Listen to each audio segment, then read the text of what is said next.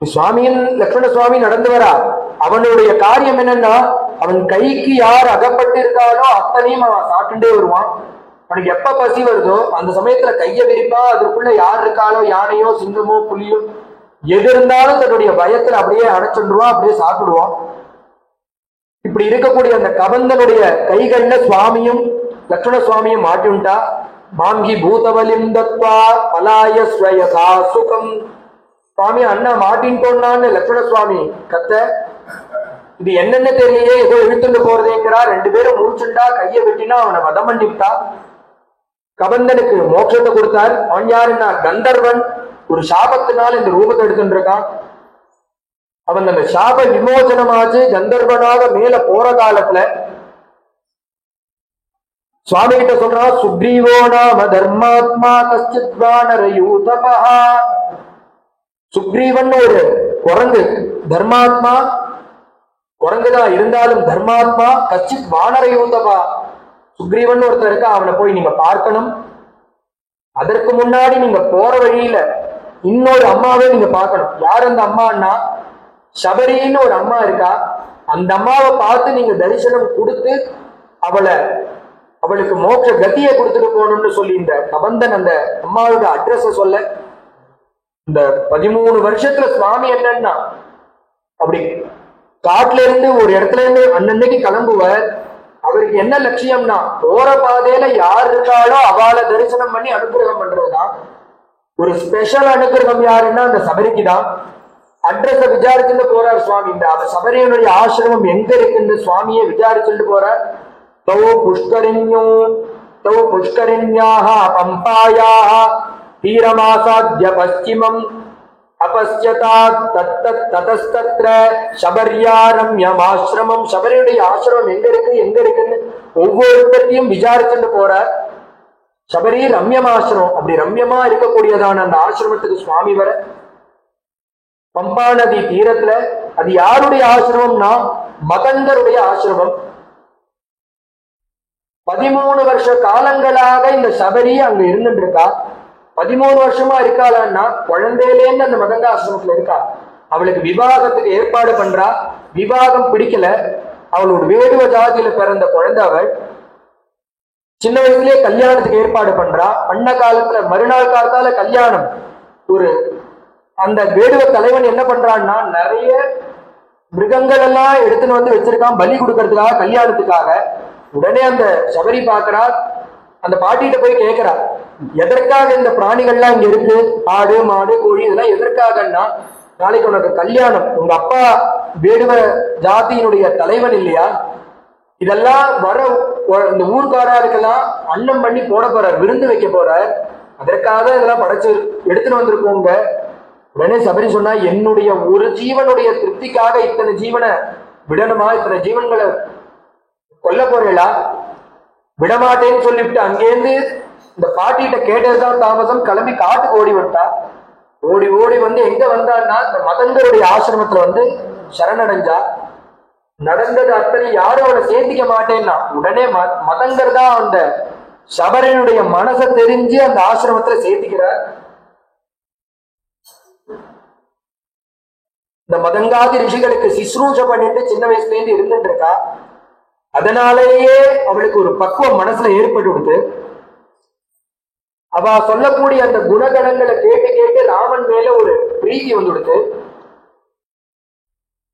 வந்து நிற்கிறார் ராமர். வந்து நின்ன உடனே ராமஸ்ய பாதோ ஜக்ராக லக்ஷ்மணஸ்ய ச தீமதா. ராமர் அப்படி இந்த ஆசிரமத்துல வந்து நிற்கிறார். வந்த உடனே ராமருடைய பாதத்தை போய் பிடிச்சாலாம். பின்னாடி சொல்ல போறிய வால்மீகி சொல்றார், லக்ஷ்மணஸ்ய ச தீமதஹாங்கிற.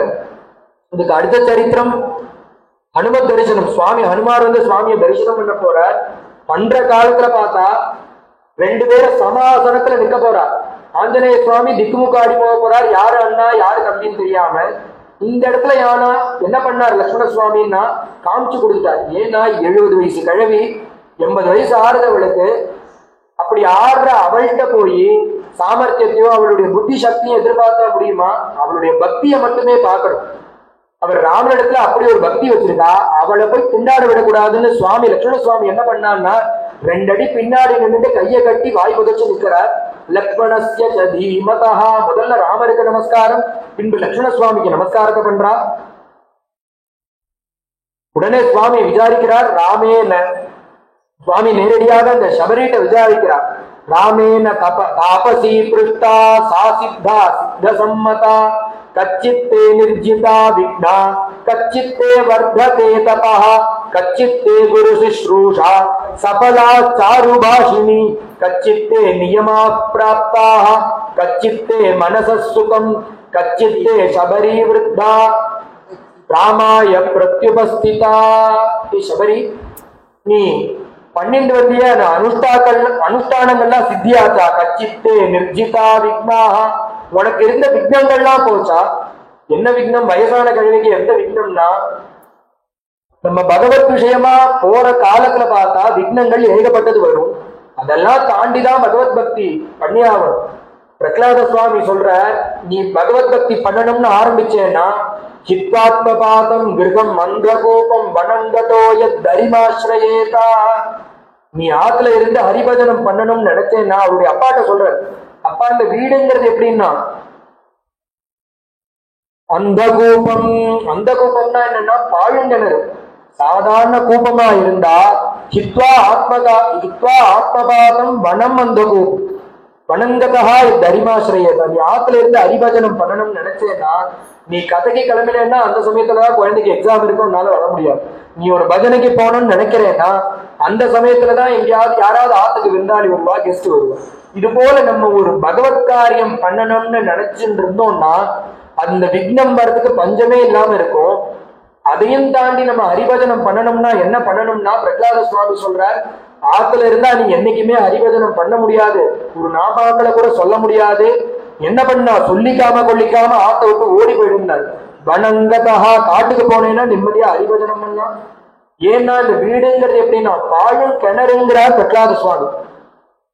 நீ ஆத்துல இருந்தா ஹரிபஜனம் பண்ண முடியாது. சாதாரண கிணறா இருந்தா ஒருத்தன் விழுந்தானே ஆனா இன்னொருத்தனுக்கு குரல் கொடுத்தோம்னா அக்கம் பக்கம் போறதுல பார்த்தவன் யாரோ ஒருத்தர் தடுப்புல இருக்கான், அவனுக்கு காப்பாத்தலாம்னு நினைச்சு கை கொடுக்கறதுக்கு துணியை போடுவான். துணியை பிடிச்சிட்டு பட்டுன்னு மேல வந்துடலாம். அந்த கூப்பம்னா எப்படின்னா பாழுங்கிணறு, அது உபயோகமே இல்லாம இருக்கிற கிணறு. பல நாள் உபயோகப்படுத்தாதனாலேயே அது கும்பியா இருக்கும், சேரா இருக்கும்.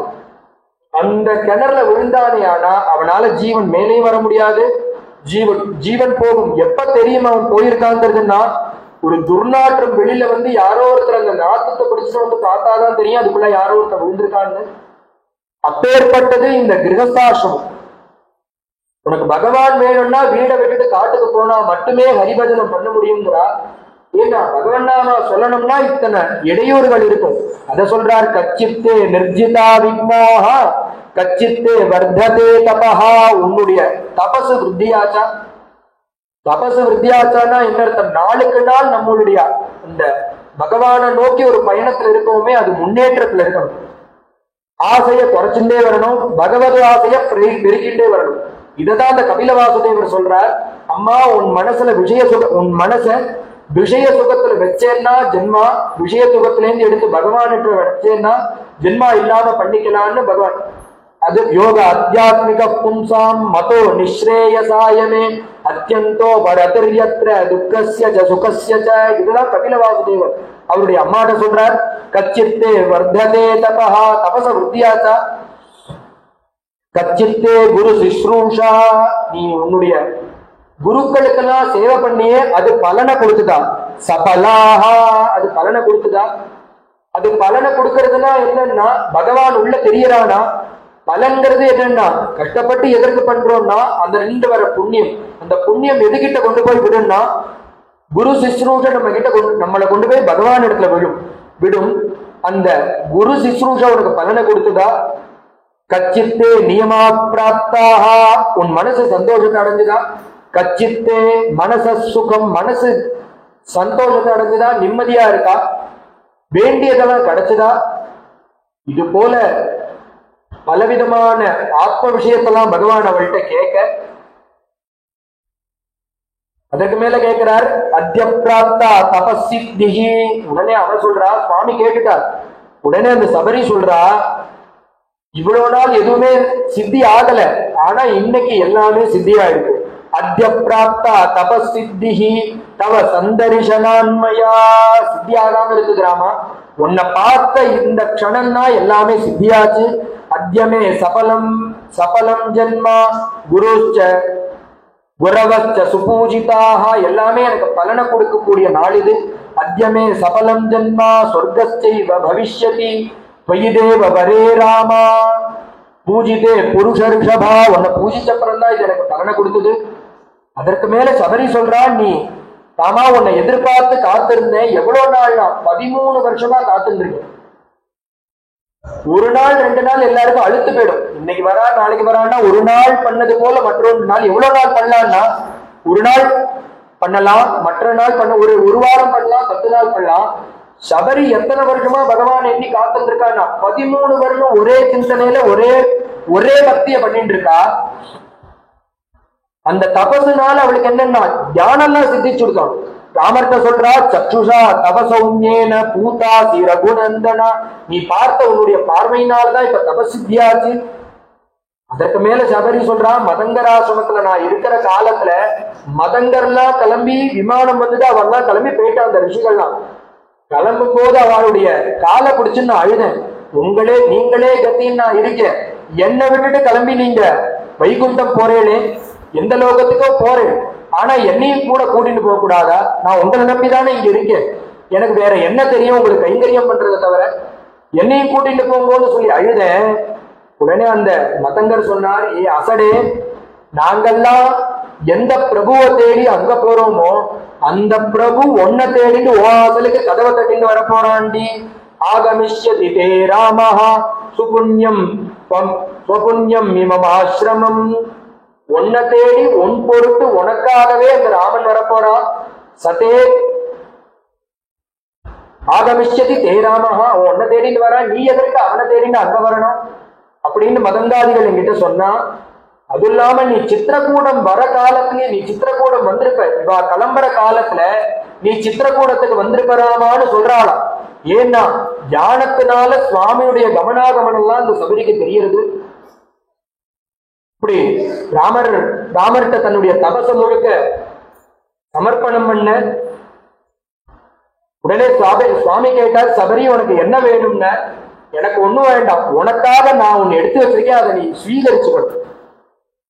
என்ன ஸ்வீகரிச்சுக்கணும்னா, அவ 13 வருஷமா அவ சொல்லிட்டு போனதுல இருந்து, ஏன்னா அவர் சொல்லும் போது என்ன சொல்லிட்டு போயிருக்கான்னா, சௌமித்ரி சகிதா அதிதின்னு இருக்க. நாள் கிழமை தெரியாது, அதிதின்னு ஒருத்தன், அபியாகதன் ஒருத்தன். அதிதின்னா யாருன்னா கிழமை நாலு தேதி எதுவுமே தெரியாம ஒருத்தன் வரானே அவனுக்கு அதிதின்னு பேரு. அபியாகதன்னா யாருன்னா இந்த தேதிக்கு இந்த நேரத்துல இப்ப வரப்போறேன்னு சொல்லிட்டு வரான் அபியாகதன். இப்ப சுவாமி எதுவா வராருன்னா அதிதியாக வரப்போறார். சௌமித்ரி சகிதா அதிதிஹின்னு இருக்கார். தம்பியோட சேர்ந்து வருவான், என்னைக்கு வருவான் தெரியாதுன்னு சொல்லிட்டு போயிட்டா. அதனால 13 வருஷ காலமாக காத்துட்டு இருக்கேன். அதுவும் எப்படின்னா, வயசானவள் ராத்திரி படுத்துப்பா, தூங்கின காலத்துல ராமர் வந்துட்டு கிழவி தூங்குறான்னு அப்படியே போயிட்டா என்ன பண்றது? அதனால முடிச்சுட்டே இருப்பா. அரை தூக்கம் வருமா, வர காலத்துல 2 சிறக அசையும், அந்த சிறக அசையற காலத்துல மூச்சுருவாளாம். ஆஹா, ராமருடைய பாதம் தான் அந்த சிறகுல பட்டு சத்தம் கேட்கறதும் அப்படின்னு முடிச்சுட்டு பார்த்தா அது சிறகா இருக்கும். பகல்லயும் தூங்க மாட்டா, ஏன்னா பகல்ல தூங்குற காலத்துல ராமர் வந்துட்டு போயிட்டா என்ன பண்றது? இது போல தூக்கமே இல்லாம 13 வருஷ காலமா ராமன் ராமன் ராமன் ராமருடைய தியானத்திலேயே காத்துட்டு இருக்கா அந்த சபரி. அதுவும் எந்த எண்ணத்துலன்னா, ராமர் எப்ப வேணா வருவார், அதனால அவர் கொடுக்கறதுக்கு ஏதாவது எடுத்து வச்சிடும். சுவாமி வந்தா என்ன கொடுக்கலாம்? அங்க அது காடு, அது உடனே காத்தால நித்தியபடி போய் பழங்களை பறிப்பா. அந்த பழங்களை பறிச்சு அத சுவாமி வந்தா பக்குவமா இருக்கணுங்கிறதுக்காக பார்த்து பார்த்து பார்த்து பார்த்து எடுத்து வைப்பா. இன்னைக்கு ஒரு 2 பழத்தை எடுத்துன்னு வருது, எந்தெந்த பழமோ அந்தந்த சீசன்ல அந்தந்த பழத்தை எடுத்து வைப்பா. இப்ப மாம்பழம் கிடைக்கிற சீசனா இருந்தா அந்த மாம்பழத்தை எடுத்துன்னு வந்து அலம்பி அதை சித்தமா வச்சிருப்பா. இன்னைக்கு சுவாமி வந்துட்டா அதை கொடுத்து கொள்ளலாம். கொய்யா பழம்னா அதை அலம்பி எடுத்து வைக்கிறது. இது போல எந்தெந்த பழம் கிடைக்கிறதோ அதை அன்னன்னைக்கு அந்த கிழவி எடுத்து வைக்கிறா. இன்னும் மேம்படியா சொல்ற காலத்துல என்னன்னா, நித்தியப்படி பார்த்து ஒரு நாள் இது போல எடுத்து வைக்கலாம். 2 நாள் எடுத்து வைக்கலாம். 13 வருஷ காலமும் பிரியத்தோட, அந்த பிரியம் மாறாம பக்தியோடு, பக்தி கொஞ்சம் கூட குறையாம இந்த கிழவி எடுத்து வச்சுட்டே இருக்கா. இப்ப சுவாமி வந்திருக்காரு, அந்த பழத்தை கொடுக்கறா. அதுவும் இந்த சுவாமி தேசிகர் சொல்றாரு, எப்படி இந்த பழத்தை எடுத்துக்கணும், என்னுடைய கிரந்தத்தை எடுத்துக்கணும்னா சபரிட்ட நீ எப்படி அந்த பழத்தை எடுத்துட்டியோ அது போல என் பழத்தை எடுத்துக்கணும். யா பிரீதிஹி விதுரார்பிதே தாதிருஷி குஞ்சர்பிதே சபரிகா தத்தே. சபரி எப்படி உங்ககிட்ட ஒரு பழத்தை நீ கொடுத்தா அதை நீ எப்படி எவ்வளவு பிரீத்தியா எடுத்துட்ட, அது போல இதை நீ எடுத்துக்கணும். எப்படி எடுத்துட்டா சுவாமின்னா சொல்லும் போது சொல்றார், ஸ்வயம் ஆசாத்திய பரீட்ச பரிபக்ஷாங்கிற. அந்த சபரி என்ன பண்றாளாம், பழத்தை எடுத்து வைக்கிறா. எடுத்து வைக்கிற காலத்திலேயே அவருக்கு மனசுல ஒரு எண்ணம் வரப்போறது யாருன்னா சாதாரண ஆசாமி இல்ல, சக்கரவர்த்தி திருமகன். ஒரு அவதாரம் சுவாமி அவதாரம் பண்ணியிருக்காரு சக்கரவர்த்தி திருமகனாக. அவனுடைய மனசுல என்னன்னா ராஜா, ஆனா காட்டுக்கு வந்திருக்கார். வர காலத்துல அவர் ராஜ போகபோக்கியமா இருந்தவர். அப்படி வர காலத்துல அவருக்கு பழத்தை கொடுத்தா அந்த பழத்துல நார் இருந்து அவனுடைய பல்லுல மாட்டின்டா என்ன பண்றது, கொட்ட தெரியாம உள்ள போய் அவனுடைய தொண்டையை சமப்படுத்தினா என்ன பண்றது, ஒருவேளை அதுல புளிக்கும் தன்மை இருந்து பல்லு பூசித்துனா என்ன பண்றது. இப்படியெல்லாம் நம்ம பார்த்துதான் சுவாமிக்கு கொடுக்கணும்னு ஸ்வயம் ஆசாத்திய மாதூரிய பரீட்ச பரிபக்ஷா நித்தியப்படி அதை புளிப்பு பார்த்து இனிப்பு பார்த்து எடுத்து வைப்பாளா அந்த சபரி. ஏன்னா சுவாமிக்கு இதை தொந்தரவு கொடுத்துடக்கூடாதுன்னு. இததான் ஊத்துக்காடு வெங்கடகவி சொல்ற, கடிச்சு கொடுத்த கனி சுவை என்ன இருக்கோ, கழட்டி கொடுத்த மாலை மனம் என்ன இருக்கோ, உரிச்சு கொடுத்த தோழி சுவை என்ன இருக்கோ, உள்ளத்தை சொல்ல போனால் உனக்கு என்ன சிரிப்போ. அவர் கேட்கிறாரு, உனக்கு அன்னைக்கு அந்த கடிச்சு கொடுத்த கனி சுவை என்ன இருக்கோ.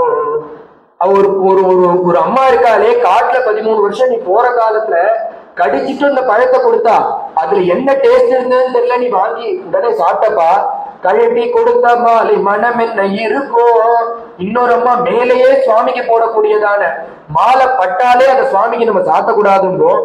ஆனா ஒரு அம்மா அதை தோல்ல போட்டு பார்த்துட்டு உங்ககிட்ட கொண்டு வந்து கொடுத்தா அதை நீ பிரியத்தோட ஏத்துண்ட. உரிச்சு கொடுத்த தோலில் சுவை என்ன இருக்கோ. இன்னொருத்தர் யாருன்னா பழத்தை நிவேதனம் பண்ணணும், ஆனா அவன் பக்தியினால ஆத்துக்கு வந்திருக்கக்கூடிய அந்த கிருஷ்ணனுக்கு பழத்தை முழுக்க கீழே போட்டுட்டு தோலை எடுத்து கொடுக்கறான். நீயும் என்னன்னா தலையாட்டிட்டு பழத்தை விட தோல் நன்னா இருக்குன்னு வாங்கி வாயில போட்டுக்கிற. இவாழ்கிட்டெல்லாம் உனக்கு எப்படி ஒரு பிரீதி இருக்கேன்னு வெங்கடகவி சொல்ற. அது போல இவர் கடிச்சுட்டு அந்த பழத்தை கொடுத்தான்னு புராணாந்தரங்களை சொல்லும் போது சுவாமி அதை எச்சல்னு கூட பார்க்காதபடிக்கு அதை எடுத்து வாயில போட்டுக்கிற. எந்த பிரபுன்னா எந்த பிரபு உங்க வேதத்துல சொல்ற காலத்துல யாகத்துல 3 வேதங்கள்னால கூட்டு அபிர்வாதம் கொடுக்கக்கூடிய பிரபு இங்க இந்த சபரி எச்சல் பழத்தை கொடுக்கறா, அதை வாங்கி சாப்பிடறான். ஏன்னா அவனுக்கு ஒண்ணுதான் பிராதான்யம் பக்தி. அதனால அந்த பழத்தை சுவீகரிச்சுக்கிறார். சபரி உனக்கு என்ன வேணும்னு கேட்கிறார். எனக்கு ஒண்ணுமே வேண்டாம், நீ வந்துட்ட, உன்னை பார்த்துட்டேன், என் புண்ணியத்தை முழுக்க உனக்கு சமர்ப்பணம் பண்ணிவிட்டேன். இதற்காக தான் 13 வருஷ காலம் காத்துட்டு இருந்தேன். ஒன்னே ஒண்ணு பண்ணணும், எனக்கு ஆசையே கிடையாது. இந்த மதங்காதி ரிஷிகள் அக்னிஹோத்திரம் பண்ணி வச்சிருந்தாங்க, அக்னிய ரட்சணை பண்ணிருக்கேன். ஜலத்பாவக சங்காஷா சொர்க்கமேவ ஜகாமசா. எனக்கு அந்த அக்னியில இறங்கணும். அதற்கு நான் என்ன பண்ணணும்னா சுவாமி நீ அதை பார்த்தா போதும், உன் கண்ணுக்கு நேர நான் அந்த அக்னியில இறங்கணும். அதை நீ கட்டாட்சத்தினால என்ன ஆசீர்வாதம் பண்ணணும். தற்கும் உடனே சுவாமி கேட்கிறார், பார்த்தா போருமான்னார். பார்த்தா மட்டுமே போரும். உடனே சுவாமி சரி ஆகட்டும்னா உடனே அந்த அக்னிய மூட்டினா, அக்னிய விருத்தி பண்ணினா, பெருசு பண்ணினா. இந்த சபரி பாக்குறா, அந்த சுவாமி கண்ணுக்கு நேரையே அந்த அக்னியில இறங்குறா. உடனே சுவாமி கேட்கிறார், ஹே சபரி அந்த அக்னி உன்னை சுடுறதாங்கிறார். உடனே சபரி சிரிச்சுட்டே சொல்றார், நீ பார்க்கும் போது அந்த அக்னி என்ன சுடுமா? ஏன்னா எந்த பிரபு அந்த அக்னிக்கெல்லாம் அதிபதியோ அந்த பிரபுன்னா பாக்குறான். நீ பார்க்கும் போது என்னமா எனக்கு அந்த அக்னி சுடும். குளிர்ச்சியை கொடுக்கறதுன்னா மாறுதலா குளிர்ச்சி கொடுக்கறது. சச்சுஷா தவ சௌமியேன நீ பாக்குறியோனோ சுட வேண்டிய அக்னி, ஆனா உன்னுடைய மகிமையினால அது எனக்கு குளிர்ச்சியை கொடுக்கறது. ஹே சபரிங்கிறா பார்த்துட்டே இருக்கார் சுவாமி. கண் பார்வை படுறது அந்த குளிர்ந்த கடாட்சத்தினாலேயே அவருக்கு மோட்சத்தை கொடுக்கிறார். சபரி என்னன்னா பகவான் என்ன பண்ணார் இந்த சபரி மோட்சத்துலன்னா, தேசிகன் சொல்றார் சபரி மோட்ச சாட்சி பூதா. அவர் ஒண்ணுமே பண்ணல, அவருடைய புண்ணியம் நிறைய இருந்தது. அவர் நேர நின்று கட்டாட்சத்தை கொடுத்தார். இது போலன்னா சபரி மோட்ச சாட்சி பூதா, சாட்சியாக நின்று அந்த சபரிக்கு மோட்சத்தை கொடுத்தார். சபரி மேல போய் எந்த கதி அடைஞ்சான்னா தற்குண்யம் சபரி ஸ்தானம். சுவாமி போட போட்டுட்டாரா மேல, சத்புண்யம் சபரிஸ்தானம். அவளுக்குன்னே தனியா ஒரு இடத்த ஒரு இடத்த உண்டு பண்ணிட்டார். இந்த இடத்துக்கு பேரு சபரிஸ்தானம்னு தனியா. இந்த இவருக்கு முன்னாடி போன அந்த அக்னிஹோத்திரம் பண்ணி யாகம் பண்ணி வேதம் படிச்ச ரிஷிகள்லாம் ஒரு இடத்துல இருக்கா, அவளை தாண்டிதனான ஒரு ஸ்தானத்தை கொடுத்து அந்த இடத்துக்கு சபரிஸ்தானம்னு பகவான் பேரையும் வச்சுட்டா. ஏன்னா அப்படி ஒரு புண்ணியத்தை பண்ணியிருந்தா பகவானுக்கு நேரையே இருந்து மோட்சத்தை அடைஞ்சார். புண்ணியமான சரித்திரம் சபரி மோட்சம்ங்கிற புண்ணியமான சரித்திரம் இன்னைக்கு